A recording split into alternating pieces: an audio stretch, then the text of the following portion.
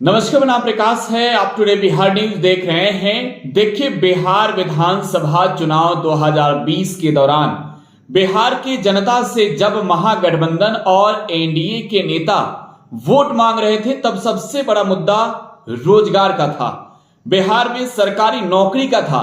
और महागठबंधन की ओर से तब चेहरे थे तेजस्वी यादव, और उन्होंने बिहार की जनता से वादा किया था कि अगर वो मुख्यमंत्री बनते हैं तो कैबिनेट की पहली बैठक में 10 लाख सरकारी नौकरी के लिए कलम चलाएंगे।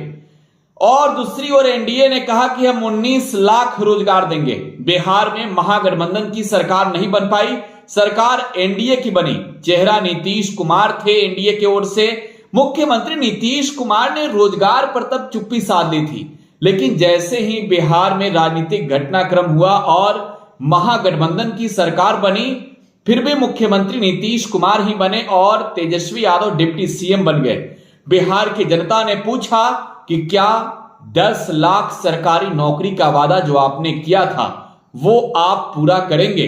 तेजस्वी यादव की ओर से कई बार जवाब आया कि थोड़े इंतजार का मजा लीजिए, हम सब कुछ करेंगे, हमने जो कमिटमेंट किया है उस कमिटमेंट को पूरा करेंगे। बीजेपी ने तेजस्वी यादव के इरादे पर सवाल उठाया, लेकिन इन सबके बीच प्रशांत किशोर जो चुनावी रणनीतिकार हैं और बिहार में इन दिनों जनसुराज पदयात्रा कर रहे हैं, उन्होंने यहां तक कह दी कि अगर महागठबंधन की सरकार 10 लाख सरकारी नौकरी देती है तो अपना पदयात्रा बीच में ही खत्म कर देंगे। लगभग 3500 किलोमीटर की दूरी प्रशांत किशोर पैदल तय करने वाले हैं। प्रशांत किशोर की इस पदयात्रा की शुरुआत पश्चिमी चंपारण के भितिहरवा स्थित गांधी आश्रम से होती है। पश्चिमी चंपारण में पदयात्रा पूरी करने के बाद प्रशांत किशोर पूर्वी चंपारण में पहुंच गए हैं। सवाल वही है कि बिहार में तो नियुक्ति पत्र बंटने लगे हैं। क्या आपको लग रहा है कि बिहार में 10 लाख सरकारी नौकरी मिलेगा? अगर 10 लाख सरकारी नौकरी तेजस्वी यादव दे देंगे तो क्या प्रशांत किशोर अपना पदयात्रा खत्म कर देंगे? प्रशांत किशोर कहते हैं कि यह संभव नहीं है। नीतीश कुमार को तो खुले मंच से बोलना था, बोल दिए 10 लाख सरकारी नौकरी और 10 लाख रोजगार की बात, लेकिन पूरा करेंगे कैसे? अगर तेजस्वी यादव और नीतीश कुमार 10 लाख सरकारी नौकरी देते हैं तो अब भी कह रहे हैं कि हम अपना पदयात्रा खत्म कर देंगे, हमें बिहार में राजनीति करने की कोई जरूरत नहीं है। प्रशांत किशोर यह भी कहते हैं, तेजस्वी यादव को याद दिलाते हुए कि जो तेजस्वी यादव बिहार की जनता से वादा कर रहे थे चुनाव के दौरान 10 लाख सरकारी नौकरी के लिए कैबिनेट की पहली बैठक में कलम चलाने की बात कर रहे थे, क्या उस कलम की स्याही खत्म हो गई है? जरा सुन लेते हैं प्रशांत किशोर। वो चुनकर आए, उन्हीं को सब लोग मिलकर जिताएं, और वो लोग जीत कर आएंगे तो शायद इस व्यवस्था को सुधारा जा सकता है। बिहार को कोई एक व्यक्ति, कोई एक दल अगर ये दावा करता है कि वो अकेला इसको सुधार सकता है तो लिख कर रखिए, दो ही बात हो सकती है। या तो वो आदमी मूर्ख है, उसको समझ नहीं है कि समस्या कितनी बड़ी है, या सिरे से हमको आपको सबको मूर्ख बना रहा है, जीतने के बाद वो भी कुछ करने वाला नहीं है। इसीलिए मैं कह रहा हूं कि भाई प्रशांत किशोर अकेले की ताकत नहीं है ये करने की।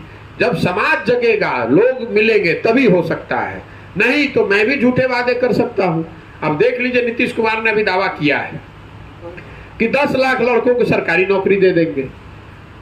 मैं ये समझ रहा हूं कि तेजस्वी यादव ने यह वादा किया था चुनाव प्रचार के दौरान, तो उसको तो गंभीरता से मैं नहीं लेता हूं। तेजस्वी यादव तो कुछ भी कह सकते हैं, उनके कहने का क्या है।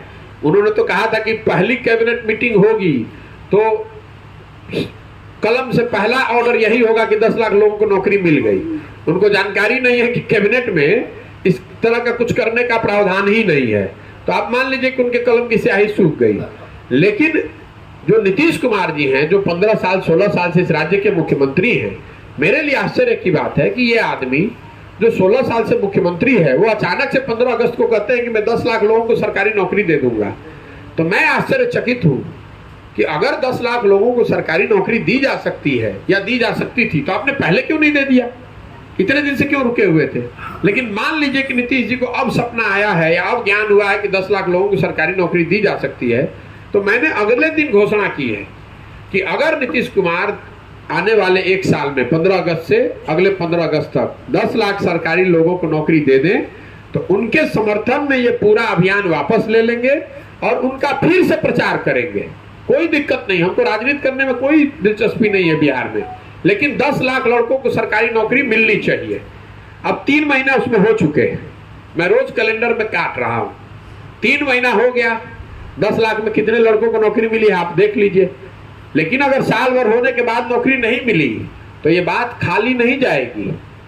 इस पर राज्य में बहुत बड़े स्तर पर आंदोलन आप देखेंगे कि जैसे किसानों ने दिल्ली को घेर लिया, उसी तरह नीतीश कुमार भी और ये महागठबंधन की सरकार इस बात के लिए तैयार रहे कि साल भर के अंदर अगर 10 लाख लड़कों को सरकारी नौकरी नहीं दिया जो उन्होंने वादा किया है गांधी मैदान से, तो उनकी सरकार का चलना वहां मुश्किल कर देंगे। इतने लोगों को जाकर पटना घेरेंगे कि वहां बैठ के उनका दही चूड़ा खाना भूल जाएगा, आप देख लीजिएगा।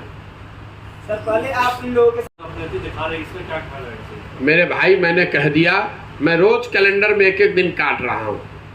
उनको जो नियुक्ति पत्र बांटना है बांटे, वो अगर जाली नियुक्ति पत्र भी बांटना शुरू कर दें तब भी 10 लाख सरकारी नौकरी का नियुक्ति पत्र नहीं बांट सकते हैं, मेरा विश्वास है। ये झूठ बोल रहे हैं ये लोग, क्योंकि उनके पास ना कोई योजना है, ना कोई उन्होंने इसको सोचा, गांधी मैदान में खड़े हुए घोषणा कर दी।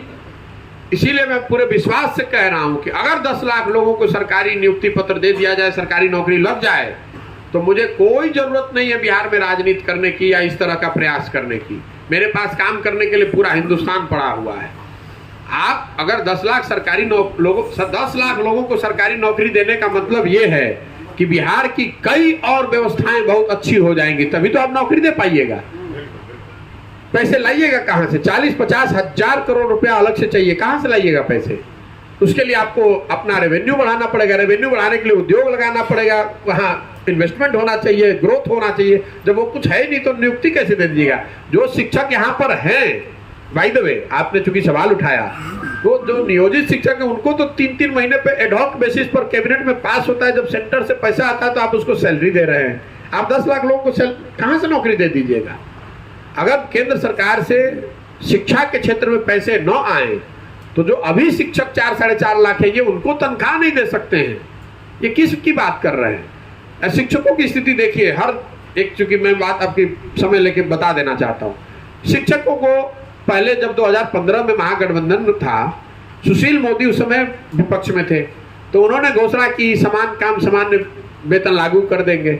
शिक्षक पढ़े लिखे होने के बावजूद उनके बहकावे में आ गए। उन्होंने भाजपा का समर्थन भी किया 2015 में। संयोग देखिए कि 2017 में वही सुशील मोदी डिप्टी सीएम बन गए, तो उनके पास अवसर था ये काम को करने का। 5 वर्ष में उन्होंने काम नहीं किया। 2020 में शिक्षकों को फिर बेवकूफ बनाया गया। इस बार तेजस्वी यादव ने कह दिया कि मैं आऊंगा तो शिक्षकों को समान काम समान वेतन लागू कर दूंगा। तो जब शिक्षक मेरे पास आ रहे हैं तो मैं उनको बता रहा हूं कि भैया अब तो तेजस्वी जी की ही सरकार है, उन्हीं के दल का आदमी शिक्षा मंत्री है, तो आप इसको अब लागू करा लीजिए। ये देखिए, बिहार में नेताओं की आदत हो गई है कि कुछ भी बोलिए और बोल के निकल लीजिए।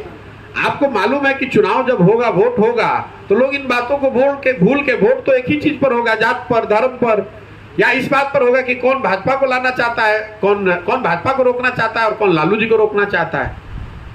जब तक बिहार की जो बदहाली है उसके मूल में, उसके जड़ में बात यह है कि जो जनप्रतिनिधि है उसके मन से ये डर खत्म हो गया है कि वो तो चुनावी रणनीतिकार प्रशांत किशोर को आप सुन रहे थे। बिहार में रोजगार एक बार फिर से तब मुद्दा बन गया जब महागठबंधन की सरकार बनी।